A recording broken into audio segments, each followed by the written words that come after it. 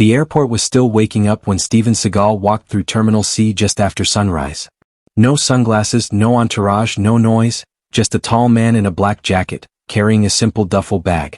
He had flown like this many times, quietly and without attention. Today's mission required it. An unannounced FAA inspection disguised as an ordinary passenger flight. Gate agents were busy pre-boarding first class, and Steven scanned his mobile boarding pass. 1A, first class. Exactly as planned. He stepped onto the jet bridge, nodded politely to the flight attendant greeting passengers, and settled into the front row window seat. He didn't ask for anything. He didn't make a sound. He simply buckled in and observed, as he always did. But within minutes, a young flight attendant approached with visible hesitation. Sir, she said softly. Are you sure this is your seat? Steven looked up gently. Yes. 1A. She forced a smile and walked away, returning with a senior attendant, a stern woman with a clipped voice who barely glanced at his boarding pass before deciding, that doesn't look right. First class is reserved for premium travelers. Steven blinked slowly. Ma'am, this is my ticket. Before she even checked properly, she called for the captain. Captain Reeves, mid-50s, confident to the point of arrogance, stepped out of the cockpit, irritation already on his face. What's the problem? He asked. The senior attendant pointed at Steven. He's sitting in first class without authorization. Passengers in the nearby seats began to look up, whispering among themselves. A couple even pulled out their phones. Captain Reeves gave Steven a quick, dismissive once-over. Sir, he said sharply, first-class passengers are boarded first for a reason. Coach is down that aisle. Please move. Steven remained perfectly calm. Captain, my boarding pass says. I don't need to see it, Reeves snapped. Let's not delay the flight. Move to coach. The cabin fell quiet, stunned that a man who looked like Steven Seagal was being spoken to like a nuisance. Some passengers stared. Others murmured, confused. Isn't that him? Why are they treating him like that?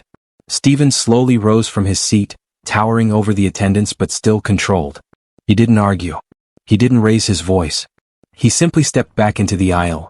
But what Steven said next made the entire crew's faces go pale. Steven Seagal stood in the aisle, calm but unshakably firm. The senior flight attendant blocked the first-class cabin with her arm as if preventing him from slipping back in. Coach is that way, she repeated sharply. Passengers watched in stunned silence. Some recognized him, others weren't sure, but everyone could feel the disrespect dripping from the crew's tone. Steven slowly held out his boarding pass once more. This seat, 1A, is assigned to me, he said quietly. Captain Reeves waved a dismissive hand without even glancing. Sir, I'm not going to argue. We don't have time for games. Please take your seat in coach. Steven didn't move immediately. You didn't check my ticket, he answered, voice low and even. The captain narrowed his eyes. I don't need to. I know who belongs up here. That sentence made a few passengers shift uncomfortably. It wasn't just rude, it felt personal, assumptive, prejudiced. But Steven knew better than to escalate. He was undercover for a reason. His job was to observe, not expose, not yet. So he nodded slowly and walked toward coach, never raising his voice, never letting frustration show on his face. As he passed through the aisle, murmurs followed him. That's Steven Seagal, right? Why'd they make him move? He had a first-class ticket. I saw it. Row 18 aisle seat. Tight, cramped, and absolutely not where he was supposed to be. A woman reading a magazine gasped when she saw him take the seat beside her. Wait, why are you sitting back here? She whispered. Steven gave the faintest shrug. They asked me to move. To coach, she said, almost offended on his behalf. But why? He didn't answer. Instead, he quietly buckled his seatbelt and observed the cabin like he always did on inspections. Unnoticed, unbothered, unseen. But today was different. Today, the mistreatment had already begun. The disrespect grows. Minutes later, the senior flight attendant walked through the cabin to check seats. When she reached Steven, her tone sharpened again. Make sure your bag is fully under the seat, she said, louder and harsher than necessary. Steven gently nudged it with his boot, already in place. It is, he replied calmly. She frowned, as if annoyed he hadn't given her a reason to scold him further. Then she moved on. The woman beside him whispered. What is her problem? Steven gave no reaction. He simply watched. He noticed everything. A loose seat fixture. A misaligned safety placard. A minor oxygen mask latch issue. Things the average traveler would never notice, but an FAA inspector absolutely would. The flight crew's tone changes. A younger flight attendant, barely in her 20s, approached with the drink list. Unlike the others, she spoke gently. "Would you like water or juice, sir?" Before Steven could answer, the senior attendant swooped in from behind. "He doesn't need anything," she said sharply. "He caused a delay earlier." The young attendant stepped back awkwardly. "Oh, sorry." Steven looked up slowly. "I didn't cause a delay," he said evenly. "I was asked to move." "That's enough, sir," the senior attendant snapped as if speaking to a child. "Please don't disturb my crew." Passengers around them exchanged looks of disbelief.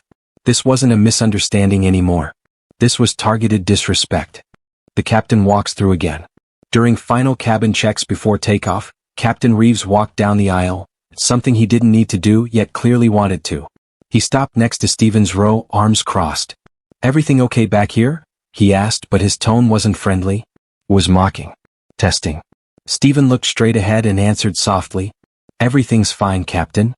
Reeves smirked. "Good. Let's keep it that way." A few passengers shook their heads. One whispered, "This pilot is out of line." Steven remained still. Calm. Professional. Because he knew something the captain didn't. Every single word, every disrespectful action, every procedural violation, Steven was documenting it all. Not with a camera. Not with his phone. With his memory, trained, precise, and accurate. The captain had no idea who he was talking down to. No idea what authority he was challenging. No idea how deep he was digging his own professional grave. But he would soon. Very soon. Have you ever seen airline staff mistreat someone just based on appearance? Comment below and tell your story. The engines roared softly beneath the aircraft as it taxied toward the runway. Passengers settled in, seatbelts clicked, and flight attendants hurried through final checks. Steven Seagal sat in row 18, hands resting calmly on his knees. His expression was unreadable, but his mind was anything but quiet. He was already noting the violations. The senior flight attendant had skipped 2 safety checks. A galley door hadn't been fully secured. The pre-takeoff briefing was rushed and performed incorrectly. And worst of all, Captain Reeves still showed the same impatient hostility every time he passed through the aisle. The aircraft lifted into the sky, climbing through the clouds. Once the plane leveled out, the younger flight attendant returned with the drink cart, nervously offering beverages to the passengers. When she reached Steven, she smiled shyly. "Would you like something to drink?" Before he could respond, the senior attendant shot over like a hawk. "I told you earlier," she barked. "He doesn't need anything." The young girl froze. Several passengers glared at the senior attendant in disbelief. Steven remained calm. "I'd like water," he said gently. But the senior attendant shook her head as if to assert dominance. "He'll wait until service reaches his section." The young attendant apologized with her eyes and rolled the cart forward. A man 2 rows back whispered loudly, "Man, that is Steven Seagal. Why are they acting like this? He didn't do anything." Another woman whispered, "And the captain treats him like he's a problem. Something's off about this crew." Steven heard every word, but he kept still. He wasn't here for ego. He wasn't here for celebrity treatment. He was here for truth, and for safety. The first critical incident. At cruising altitude, the plane encountered mild turbulence, the kind that sends drink cups wobbling. The senior flight attendant rushed to secure the galley cart, but in her haste she forgot to lock the brakes. The plane shook again. The cart slid forward fast. A passenger screamed. Steven moved instantly. His arm shot out with controlled precision, stopping the heavy cart just inches before it crashed into a seated couple. The young attendant gasped. "Oh my God, thank you." But the senior attendant arrived a second later and instead of thanking him, snapped. "You can't touch crew equipment. That is a serious violation." Passengers around him erupted. He saved those people. It was going to hit them. "What is wrong with you?" Steven stood completely still. "I stopped an accident," he replied quietly. "That's not your job," she hissed. "No," Steven answered. "But it is yours." Her face reddened with anger, humiliation, and lack of control. The captain misreads everything. Moments later, Captain Reeves emerged from the cockpit again. Something he rarely did in flight unless there was a serious issue. His expression was tight with irritation. "I've received a report you were interfering with my crew," he said, loud enough for half the cabin to hear. Steven remained seated, voice steady. "I prevented an injury." "That's not for you to decide," the captain barked. You're in coach for a reason. Don't try to act like some kind of authority. The passengers grew restless. A few pulled out their phones, recording quietly. The tension crackled through the cabin like static electricity. Steven looked up at the captain. I haven't interfered with anything, Captain. I've only observed. Reeves scoffed. Well, observe from your seat and keep quiet. One passenger muttered. He's a jerk. How is he a captain? Another whispered. And he didn't even check the man's ticket? Unbelievable. Steven didn't respond. But internally he was noting every violation, every regulatory breach, every procedural failure, and every moment of unprofessional conduct. Because this wasn't just rudeness anymore. This was dangerous. And as an FAA undercover inspector, Steven knew exactly how serious it was. The atmosphere grows heavier. Minutes dragged by. The plane continued smoothly at cruising altitude, but the emotional turbulence inside the cabin grew stronger. Steven sensed the shift, passengers becoming protective of him, whispering about the injustice. The young attendant avoided eye contact with her senior now. Even she could see the problem. Steven sat motionless, breathing slow and calm. He wasn't angry. He wasn't defensive. But he was watching. And the pilot's growing hostility? That was the biggest red flag of all. Something far worse was coming. If you were in Steven's place, would you speak up or stay silent until the right moment? Tell us in the comments below. The cabin settled into an uneasy calm, the hum of the engines filling the tension that Captain Reeves had left behind. Passengers glanced repeatedly at Steven, whispering among themselves, checking their phones, and looking back again as if trying to confirm a suspicion forming in the air. In row 21, a teenage boy stared at Steven with wide eyes. He nudged his mother. Mom? I swear that's Steven Seagal. His mother glanced up, squinted and gasped softly. It does look like him, but why would he be in coach? Maybe he's filming something, the boy whispered, though even he didn't believe it. Across the aisle, a businessman leaned over and said quietly to another passenger, if that really is him, this airline messed up bad. Word spread like a slow-moving wave. A couple in row 7 whispered it to row 8. Someone in first class overheard and leaned back to peek through the curtain. Soon the entire front half of the cabin buzzed with murmurs. Is that really him? He looks exactly like Steven Seagal. But why did they treat him like that? He had a first-class ticket. I saw it when he stood up. The whispers grew louder. But Steven didn't acknowledge any of it. He sat with the calm stillness of a man who had spent decades training his body and mind not to react. He wasn't here for celebrity recognition. He wasn't here for special treatment. He was here on a mission, and that mission required silence. The young attendant puts the pieces together. The younger flight attendant, the one who had tried to offer him a drink, approached tentatively, glancing around to ensure the senior attendant wasn't watching. She stopped beside Steven's row and whispered, Sir, I'm sorry about earlier. I didn't know. She hesitated. Steven met her eyes. You didn't do anything wrong. She swallowed. Are you? I mean, you look exactly like Steven Seagal. Steven tilted his head slightly. Not a confirmation, not a denial, just a calm, neutral expression. The young attendant stared at him, breath caught. Oh my God. It is you, isn't it? Before Steven could respond, the senior attendant barked from up the aisle. Emily, what are you doing? Move on. Emily jumped and pushed the service cart forward. The senior attendant glared at Steven again, as if his very presence offended her. And that was when several passengers had had enough. Passengers began speaking up.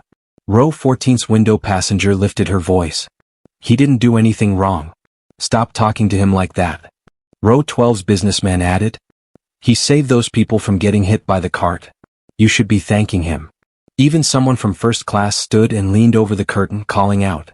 Why did you downgrade him when he had a valid first-class ticket? He showed it. The senior attendant's cheeks reddened. That's enough. Please remain in your seats. But the crowd didn't quiet down. For the first time all flight, Steven wasn't the only one being quiet. The passengers were rallying behind him with a growing sense of justice. The captain's growing tension. Inside the cockpit, Captain Reeves could hear some of the commotion drifting up the aisle. He glanced at his first officer, irritated. What now? He muttered. That man in coach is stirring up passengers. The first officer shrugged uncomfortably. Sir, I don't think he's the problem. Reeves rolled his eyes. It's always the ones in coach who think they're special. He didn't know how wrong he was. Recognition reaches a breaking point. The teenage boy from earlier couldn't help himself. He quietly approached Steven's row when the seatbelt sign turned off. "Excuse me, sir. Are you Steven Seagal?" Steven turned slowly, meeting the boy's eager eyes. Before he could answer, the senior attendant stormed down the aisle. "Young man, sit down immediately." The boy flinched, but the crowd erupted. "Let him talk. He's just asking a question. You don't need to yell at a kid." The senior attendant raised her voice, attempting control she was rapidly losing. "Everyone sit down or I will report this as a disturbance." Steven finally spoke, softly, powerfully. He wasn't disturbing anyone. Let him be. The entire row fell silent. The senior attendant froze. For the first time, she looked into Steven's eyes and felt something shift. Not anger, not defiance, but authority. Real authority. Recognition becomes certain. The teenage boy whispered, "I knew it, it is you." Steven gave him the faintest nod. Not a performance. Not a celebrity moment. Just acknowledgement. The boy grinned, the passengers murmured, and the atmosphere shifted even more. People weren't just whispering now. They were waking up. Realizing. Connecting dots.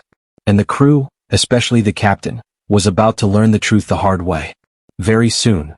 If you were a passenger and recognized Steven Seagal being treated badly, would you speak up or stay quiet? Comment your thoughts below. The cockpit door shut behind Captain Rhodes with a firm click.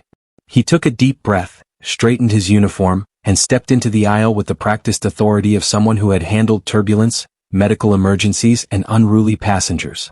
But what he was walking into now, this was different. This could cost him his career. Rows of passengers turned their heads the moment they saw him emerge. Murmurs had already filled the cabin.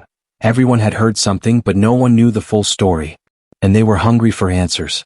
Flight attendants stiffened the moment they saw the captain approaching. Mia stood closest, her jaw tight, eyes fixed forward, clearly replaying everything she'd done since boarding. Captain Rhodes stopped beside row 12, glanced around the cabin and lowered his voice. "All right," he said, calm but firm. "Who's involved? I need everyone's version." A few passengers pointed toward Steven Seagal, who sat quietly, hands folded. He didn't move, didn't interrupt, didn't even make eye contact. He just let the captain do his job. Rhodes turned first to Mia. "Let's start with you.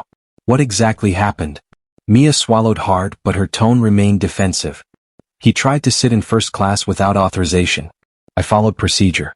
When I told him he couldn't sit there, he refused to leave. I was enforcing policy." Captain Rhodes raised a single eyebrow. "He refused? Or he questioned your tone?" Mia hesitated. "He questioned my tone. And your response?" "I told him he needed to go back to his assigned seat." "Did you verify his credentials? Or let him speak?" Her jaw tightened again. "Captain, I didn't know he was claiming to be FAA. Anyone can say that." Rhodes nodded slowly. "True. But anyone can't be Steven Seagal." A ripple of laughter passed through a few nearby passengers. Mia flushed with embarrassment. Before she could respond, a passenger in the next row leaned forward. "Captain, with respect, she wasn't polite," the woman said. The man didn't raise his voice once. She talked down to him from the start. Another passenger chimed in. She grabbed his boarding pass without asking. She was being rough. Mia's face went red. "That is not true." Rhodes lifted a hand. "Stop. I'll hear everyone."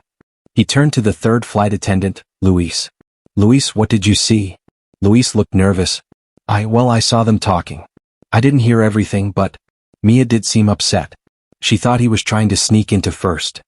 "Did he act aggressive?" "No. Not at all." Rhodes turned his head slowly toward Mia again. This time she looked away. "And what happened when you told him to move to coach?" he asked. "He didn't move," Mia said, frustrated. "He walked calmly. Like he was making a point." "He was making a point," Rhodes said. "Because he's FAA." Silence filled the aisle. Passengers watched, breath held. Finally, Captain Rhodes stepped toward Steven Seagal. The entire cabin felt the shift of energy.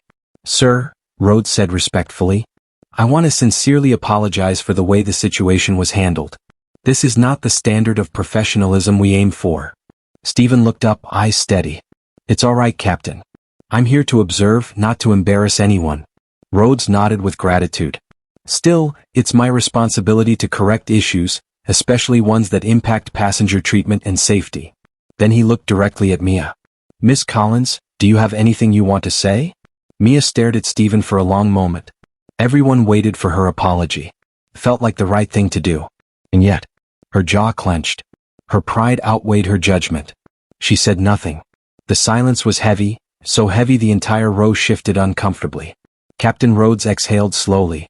"Very well," he said. "Then I'll speak on behalf of this crew." He turned to Steven again. "Mr. Seagal, if you're willing, I'd like to escort you back to the front cabin myself." The passengers murmured with approval. Steven nodded once. "Lead the way." Mia's face crumpled in disbelief. She had just lost control of everything she thought she had the power to manage. As Steven stood, the passengers around him clapped quietly, not as fans applauding a celebrity, but as travelers acknowledging a man who stayed calm when someone else abused their authority. Rhodes led Steven down the aisle, past rows of stunned faces, straight toward first class. When they reached the curtain, he said quietly, "Sir, I want you to know, I'm filing a full internal report." Steven gave a small nod. "And I'll be filing one of my own." Captain Rhodes swallowed. He understood exactly what that meant. This flight, this crew, this airline. Everything was about to change. Captain Rhodes guided Steven Seagal back into first class, pulling the curtain closed behind them. The rest of the cabin went quiet, whispers dropping to a murmur. But while the drama seemed to settle, the real test for this crew was only starting. Steven took his seat, calm, controlled, scanning the surroundings with the practiced eye of someone who'd inspected dozens of flights. Rhodes leaned closer. "If you need anything, just let me know. I'll personally see to it." Steven nodded. "Thank you, Captain." Rhodes left, but he didn't return to the cockpit. Not yet. He stood near the galley, arms crossed, thinking. He could feel it, some kind of pressure in the air. Oh wait, a storm building. And then the chime sounded. Ding. The lead flight attendant, Mark, stepped out of the cockpit looking rattled. "Captain," he said quietly, "dispatch just updated the weather. We've got a strong turbulence band stretching across our route. No reroutes available." Rhodes nodded. "How bad?" "Severe patches. Could hit any time in the next 10 minutes. Rhodes exhaled. "All right. Make an announcement. Full cabin prep. Secure everything." Mark nodded and went down the aisle. As he walked, the tension among the passengers instantly changed shape. Moments ago, everyone was focused on the confrontation. Now the cabin buzzed with the uneasy energy that always comes before turbulence. And behind that energy, Mia. She stood at the back galley, arms folded, eyes burning with humiliation. She had lost control of the situation, and the cabin had seen it. And now, in the middle of her embarrassment, she was expected to perform flawlessly during turbulence. Her hands trembled. Luis approached her gently. "Mia, you okay?" "I'm fine," she snapped. "You sure? Because you know Rhodes is watching everything. You gotta." I said I'm fine. But she wasn't. Her pride had created the problem. Her silence had made it worse. And her judgment was about to fail again. The first shake. Mark reached mid-cabin when the aircraft jolted. One sharp drop, like hitting an unseen pothole. Gasps erupted. Overhead bins rattled. A drink tray slid across the galley counter. Mark grabbed the PA. "Ladies and gentlemen, please return to your seats and fasten your seatbelts. Flight attendants, take your positions." The cabin obeyed instantly. Except for Mia, who moved too fast, too flustered. She grabbed a hot coffee pot, trying to secure it, but her hand slipped. The pot tipped, and scorching coffee splashed dangerously close to a passenger in row 28. A chorus of gasps erupted. "Mia!" Luis hissed. "Leave it, secure yourself." "I had it," she snapped, voice cracking. She didn't. She was rattled, unstable, and it was showing. Luis quickly stabilized the galley while Mia pressed herself against a wall, breathing heavily. Passengers stared. Some shook their heads. Others whispered. Her authority was gone.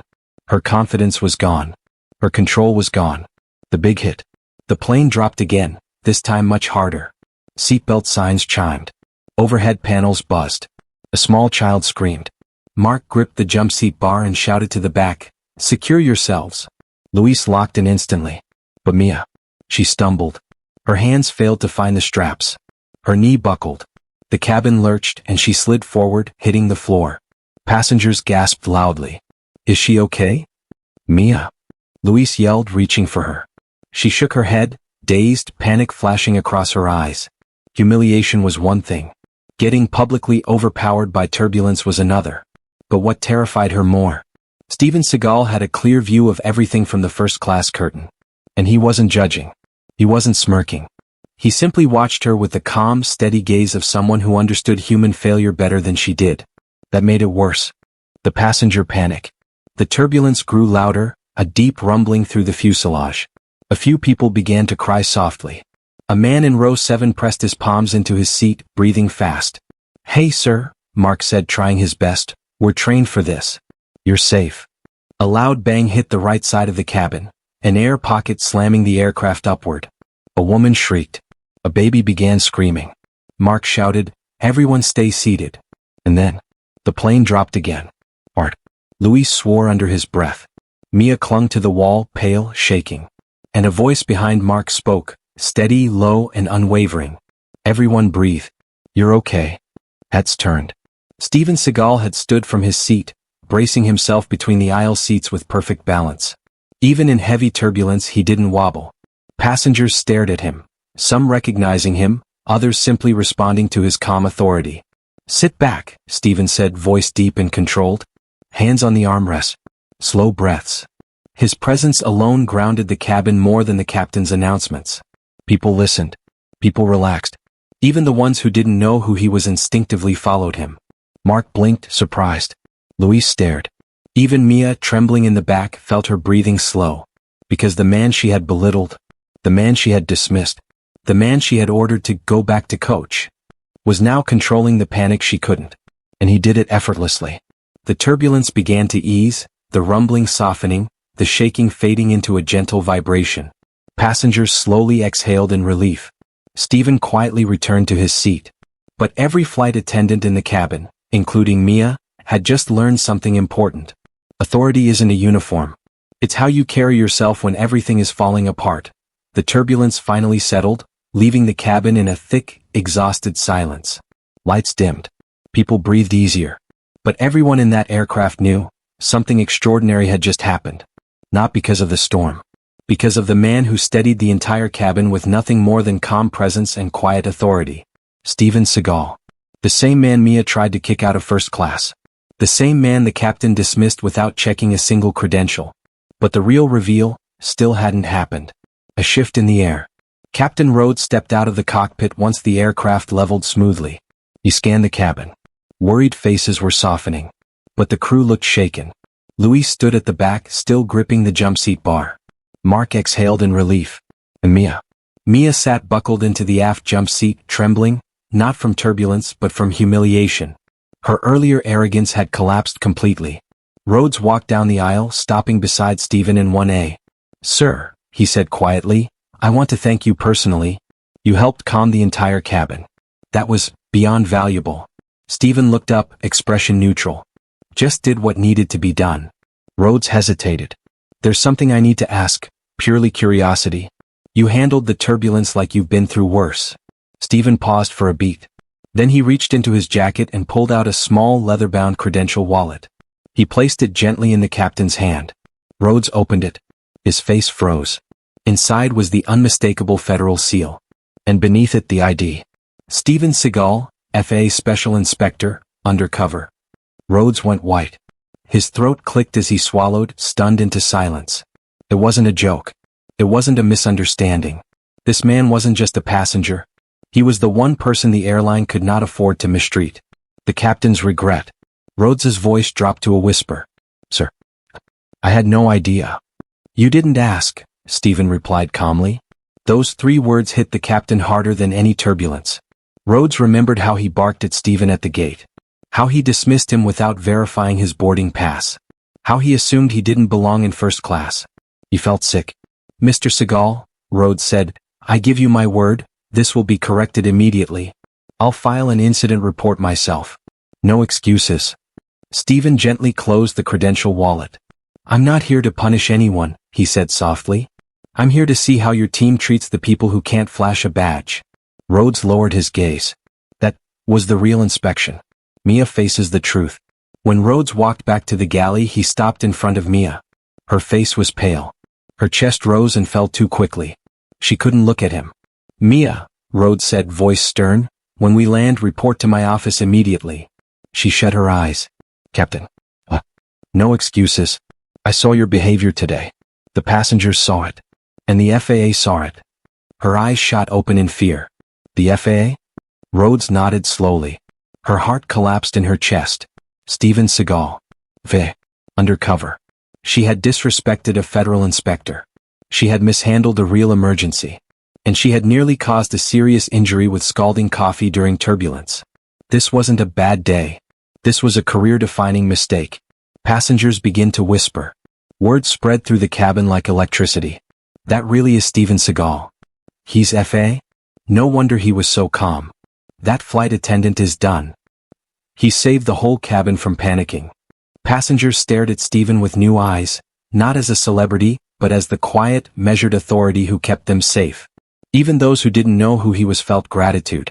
Luis walked by and whispered, "Sir, thank you. For everything." Steven nodded. "You did well back there." Luis looked shocked, touched by the compliment. The landing.